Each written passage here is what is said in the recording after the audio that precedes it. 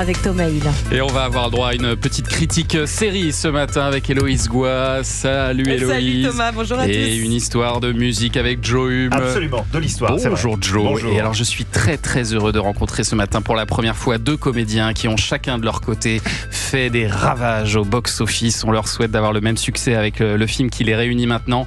Isabelle Nanty et Lucien Jean-Baptiste. Bon matin. Bonjour. Bonjour Bon à matin. tous. Bonjour à tous les deux. Alors le film en question s'appelle On fait quoi maintenant ? Et à cette question je réponds, on écoute la bande-annonce. Et toi, annoncé ça comme ça? Rupture conventionnelle, indemnité. Ça se trouve, c'est un mal pour un bien. Qui embauche qui à 59 ans? Personne. Mathilde, je vais monter une boîte. Hein? Ma boîte. Une crèche? Ouais. Ah bah, un business de garde d'enfants. Il te faudra impérativement un responsable logistique. Avec qui? Avec toi, Véro. J'ai pensé à toi tout de suite et à notre belle complicité. Tu veux un verre d'eau, connard? Apparemment, ça va mieux ton traitement. Je suis tournée. On fait quoi maintenant ? Qu'est-ce qu'on fait quand on a 59 ans et qu'on se fait licencier après 28 ans de bons et loyaux services ? Comment rebondir, retrouver une place sur un marché du travail qui n'est pas franchement ouvert aux seniors ?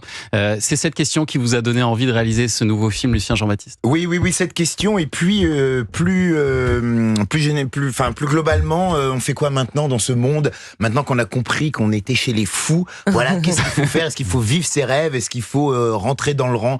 Je ne sais pas. C'est un film un petit peu post-Covid. Vous savez, cette période où d'un seul coup, on était tous unis contre un ennemi invisible. Alors je me suis dit, essayons de faire des choses, voilà, ensemble, tous ensemble. Voilà, et de se lancer aussi dans des nouveaux projets. Exactement.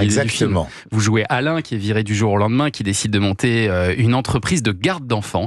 Et pour ça, il a besoin d'une équipe. Alors il va faire le tour de son petit réseau et il trouve pas grand monde.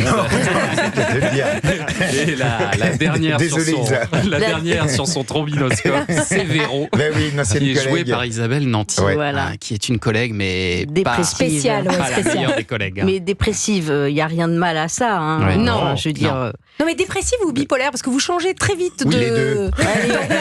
Elle est sans filtre. En fait, ces personnages dans le film de Lucien redébutent. En fait, ils ont la même problématique que des jeunes qui commencent et qui cherchent à se faire embaucher, qui cherchent à être dans l'action pour se rencontrer eux-mêmes et rencontrer la vie.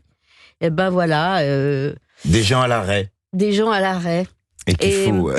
Voilà. Et donc, il y a une naïveté et il y a peut-être un manque de lucidité aussi chez nos personnages. Et en tout cas, chez le mien. Ah oui, alors il ne se rend absolument pas compte de ce qu'elle dit, ça lui échappe totalement. Elle est extrêmement cash, voilà. Elle n'a pas de filtre.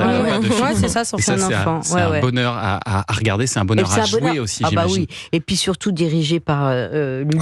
Merci. Non, mais je le dis parce que il nous a fait jouer comme on ne dirige pas en général les comédies, mais avec des silences et des contretemps même, des moments où on est en écoute totale, et il n'y avait pas d'obligation de rythme. Et moi j'aime bien ça, parce que j'ai un peu l'impression parfois d'être une guitariste à qui on aurait fait faire que de la pompe manouche. Vous voyez ce que je veux dire ? Et donc là tout d'un coup, j'avais droit à un petit peu de freestyle. C'est un beau compliment parce que c'est quand même une grande metteuse en scène, on dit, je crois. Oui. Comme vous voulez, franchement. Maîtrise en scène. Mais c'est vrai. Oui, Isabelle non, mais c'était un Nanty, bonheur. Gérard, Isabelle, Zabou, sont des gens. Alors, elle dit, je les dirige, il y a peu à faire. Ils sont tellement pros, ils sont tellement. Et puis, vous savez, quand j'ai demandé à Isabelle de jouer ce rôle, je connais aussi sa personnalité, donc forcément il y a des raccourcis et puis on a tellement de choses à dire tous les deux. Non, pas du tout. Pire. Non, mais les trois que vous avez cités, Gérard Darmon, Isabelle Nanty, Zabou Bretman, ont tous les trois une force comique qui est quand même au-dessus des autres. Oui, et puis sont des humains exceptionnels. Moi, je les connais dans la vie. Isa, on a joué ensemble dans la série Munch. On a créé des liens. Et grâce à l'écriture de scénario, j'ai pu aussi mettre des choses. Et puis, ensemble, tous les trois, on avait tellement de choses à se raconter avec Gérard. Gérard, il faut qu'on en parle de Gérard Darmon. Tous les trois, c'était aussi, comme avait dit Isabelle dans une interview, c'est aussi l'occasion pour tous les trois de se rencontrer, de parler, d'échanger. Oui, parce qu'on se voit pas. Voilà. On fait des films, du coup. C'est sympa, on passe des bons moments ensemble. Gérard Darmon, vous le connaissiez pas ? Si, moi oui, j'avais tourné avec lui il y a une vingtaine d'années. Ouais, quand même. Oui, moi j'ai tourné quand même. Astérix, Mission Cléopâtre. Voilà. La belle histoire, Preuve d'amour, il y a très très longtemps. Et là, il joue un rôle très particulier, Gérard Darmon. Ancien animateur chez Europe 1. Ancien animateur de jeu. Il joue Thomas dans 20 ans. Qui est has-been, qui est considéré comme has-been maintenant. Voilà, c'est un peu moi aujourd'hui finalement. Il a vu son avenir. Là, je me suis demandé d'ailleurs si vous étiez inspiré d'un animateur en particulier. Alors, malheureusement, je peux pas dire le nom, mais oui. Mais il est là dans ce studio.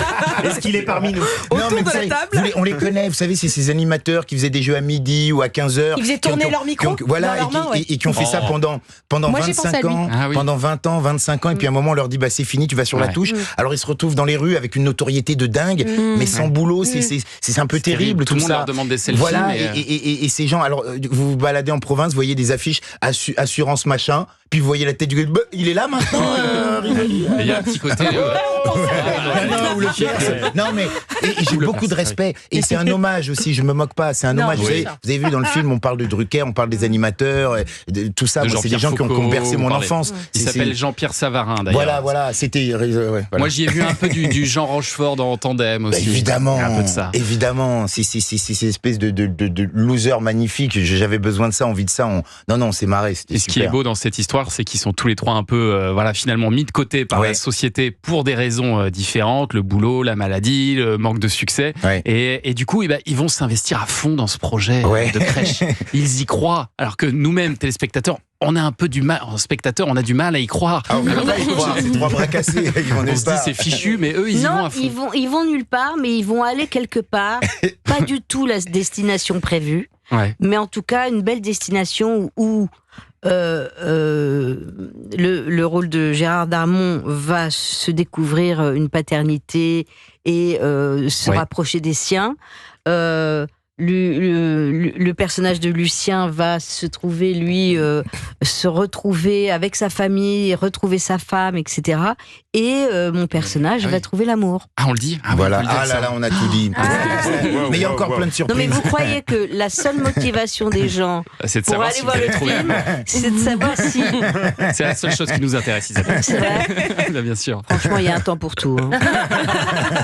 On fait quoi maintenant? C'est le nouveau film de Lucien Jean-Baptiste. Ça sort au cinéma mercredi prochain, le 2 octobre. On va continuer à en parler. Et puis on va parler série avec toi, Héloïse, dans un instant. Et oui, on en a parlé ce matin dans le Journal des médias avec Julien Pichenet la semaine dernière. ABC, la chaîne ABC, diffusait le premier épisode de High Potential. Vous savez, l'adaptation de HPI. Et du coup, je me suis intéressée à ces séries françaises adaptées à l'étranger.